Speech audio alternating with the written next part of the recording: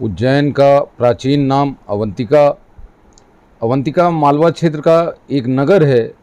मालवा वर्तमान मध्य प्रदेश राज्य का एक हिस्सा है। अवंतिका की गणना सप्तपुरियों में की जाती है। यहाँ ज्योतिर्लिंग के साथ शक्तिपीठ भी मौजूद है। पुण्य पवित्र नदी क्षिप्रा के तट पर बसी इस नगरी में कई महान राजा हुए हैं। उन्हीं में से एक हैं चक्रवर्ती सम्राट विक्रमादित्य। राजा विक्रमादित्य के जन्म को लेकर इतिहासकारों में एक मत नहीं है। इसका कारण इस संबंध में पर्याप्त साक्ष्यों का न होना है। अधिकांश इतिहासकार मानते हैं कि विक्रमादित्य का जन्म 102 ईसा पूर्व के आसपास हुआ था। इनके जन्म को लेकर विभिन्न किंवदंतियाँ प्रचलित हैं। जैन साधु महेश्वरा सूर्य की कथा के अनुसार उज्जैन के एक शासक गर्दभिल्ला या गंधर्वेश ने अपने बाहुबल से एक सन्यासिनी का अपहरण किया था, जिसके भाई के मदद मांगने पर शकों ने सन्यासिनी को गर्दभिल्ला के चंगुल से मुक्त कराया और गर्दभिल्ला को जंगलों में मरने के लिए छोड़ दिया। गर्दभिल्ला को जंगली जानवरों ने अपना शिकार बना लिया और उसकी मृत्यु हो गई। कहा जाता है राजा विक्रमादित्य शासक गर्दभिल्ला के पुत्र थे। उन्होंने अपनी पिता की मौत का बदला लेने के लिए शकों को पराजित किया था। कुछ दंत कथाओं में 78वीं ईस्वी में विक्रमादित्य के शालिवाहक नामक राजा से पराजित होने की बात भी की जाती है, परंतु समय के अंतर के कारण यह संभव प्रतीत नहीं होता, चूँकि लगभग 135 वर्षों का अंतराल है। राजा विक्रमादित्य के गर्दभिल्ला के पुत्र होने या राजा शालिवाहक से पराजित होने के पुख्ता प्रमाण नहीं मिलते हैं, परंतु राजा विक्रमादित्य के द्वारा शकों को पराजित करना सच्ची घटना है। इसका प्रमाण हमारे देश में शक संवत का प्रचलन एवं विक्रमादित्य की उपाधि होना है। उनके पिता को महेंद्रादित्य भी कहते थे। उनके अन्य नाम गंधर्वेश, गर्दभिल्ला, गंधर्वसेन के पुत्र विक्रमादित्य और राजा भर्तृहरि। विक्रम के माता का नाम सौम्य दर्शना था। इन्हें वीरमती और मदन रेखा भी कहते थे। उनकी एक बहन थी जिसे मैनावती के नाम से जाना जाता है। उनके भाई भर्तृहरि के अलावा शंख और अन्य भी थे। उनकी 5 पत्नियां थीं, मदनलेखा, पद्मिनी, मलयावती, वल्ला और चिल्ल महादेवी। उनके 2 पुत्र विक्रमचरित और विनयपाल और 2 पुत्रियां विद्योत्मा और वसुंधरा थी। विद्योत्मा की शादी महान कवि कालिदास जी के साथ हुई थी। उन्होंने महाराजा विक्रमादित्य ने 100 वर्षों तक राज्य किया। सम्राट विक्रमादित्य अपने राज्य की जनता के कष्टों को और उनके हालचाल जानने के लिए अपना वेश बदलकर नगर भ्रमण करते थे। राजा विक्रमादित्य अपने राज्य में न्याय व्यवस्था कायम रखने के लिए हर संभव कार्य करते थे। इतिहास में वे सबसे लोकप्रिय और न्यायप्रिय राजाओं में से एक माने गए हैं। कहा जाता है मालवा में विक्रमादित्य के भाई भर्तृहरि का शासन था। भर्तृहरि के शासनकाल में शकों का आक्रमण बढ़ गया।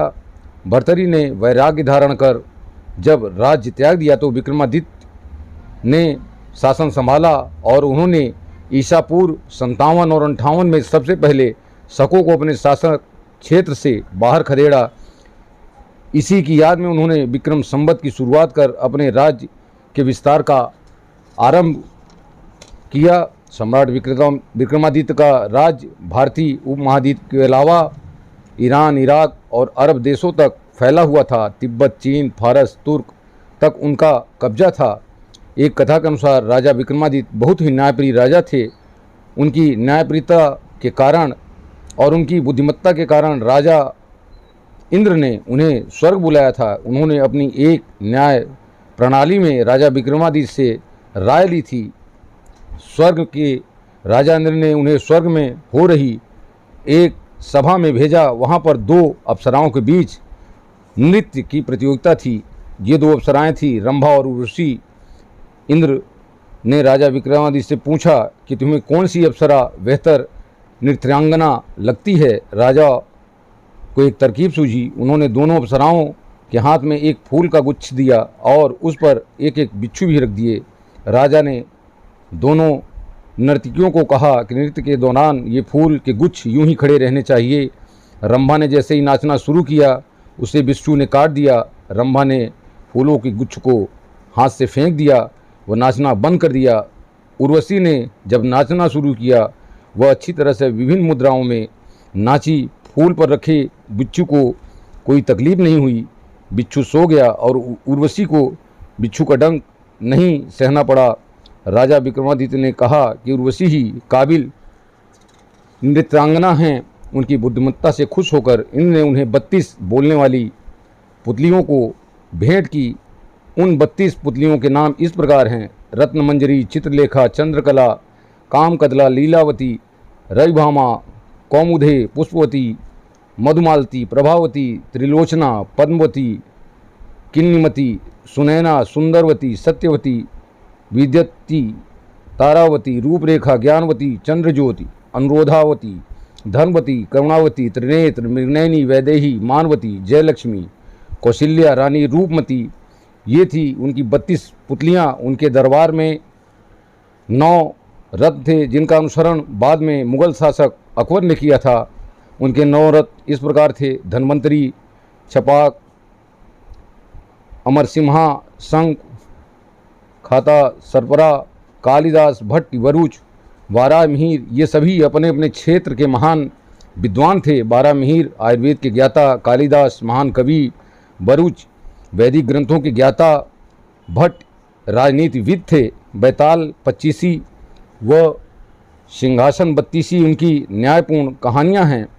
बैताल 25 में एक बैताल की कहानी है। एक साधु राजा विक्रमादित्य को उस बैताल को बिना एक शब्द कहे पेड़ से उतार कर ले आने को कहता है। राजा उस बैताल की तलाश में जाते हैं और उसे ढूंढ भी लेते हैं। बैताल रास्ते में हर बार एक कहानी सुनाता है और उस कहानी के बीच से एक न्यायपूर्ण सवाल पूछता है।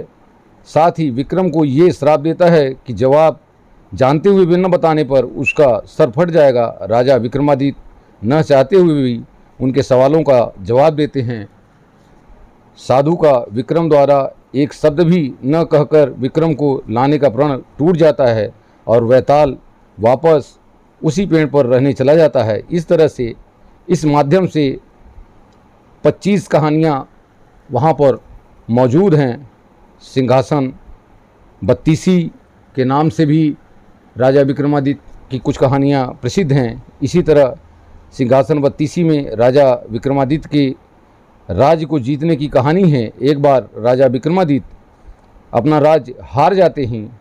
उनकी वह 32 बोलने वाली पुतलियाँ उनके राज्य में मौजूद रहती हैं। वो मूर्तियाँ राजा भोज से अलग अलग कहानियाँ सुनाकर सवाल करती हैं और राजा भोज को सिंहासन पर बैठने से रोकती हैं। राजा इस तरह 32 कहानियों से निकले सवालों का जवाब देते हैं और अंततः सिंहासन जीतने में सफल हो जाते हैं। यहाँ महाकाल से कुछ ही दूरी पर महाराजा विक्रमादित्य का टीला है, जहाँ पर महाराजा विक्रमादित्य अपने 9 रत्नों व 32 पुतलियाँ जो उनके राज्य में उस समय इंद्र द्वारा दी गई थी, वो 32 पुतलियाँ इस सिंहासन के चारों ओर मौजूद हैं। मनोहारी दृश्य है। एक न्यायप्रिय, बुद्धिमान प्रशासक जो कि अपने भारतवर्ष नहीं अपितु पूर्वी व पश्चिमी देशों पर भी इन्होंने अपने विजय का पताका लहराया है। लाल पत्थर से बना हुआ विक्रमादित्य का टीला, चारों तरफ से इसे चित्रकारी के द्वारा सजाया गया है। ये देखें उनकी सारी पुतलियाँ विक्रम टीले के बाहर मौजूद, उनकी 32 पुतलियाँ। बगल में थोड़ी दूर पर पवित्र पावन माँ क्षिप्रा यहाँ मौजूद हैं। प्रशासन ने बहुत ही खूबसूरती के साथ इस विक्रम टीले को सजाया है। चारों तरफ से वीडियो के माध्यम से आप लोग महाराजा विक्रमादित्य के 9 रत्न और उनकी 32 पुतलियों और आज भी वो टीला मौजूद है वहाँ पर जहाँ बैठकर महाराजा न्याय किया करते थे। महाराजा विक्रमादित्य की खूबसूरत मूर्ति स्थापित की गई है। मौका लगे तो ज़रूर एक बार उज्जैनी आएँ और विक्रमादित्य के इस टीले का दर्शन करें।